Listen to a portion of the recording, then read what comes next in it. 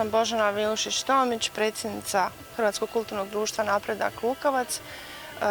Priprema za Advent i prva nedjelja Adventa održava se ove godine pod okriljem Napretka.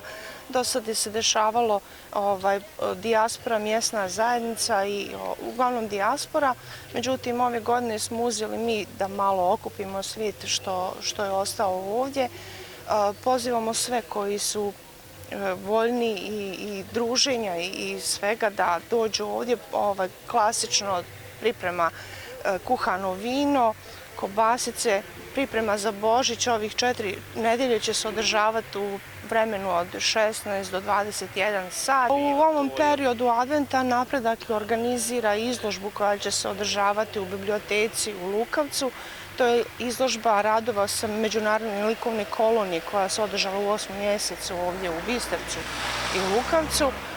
Pa malo da se obnovi ti radovi, da se pogledaju ponovo, da vidimo da ne budu kao zapušteni radovi.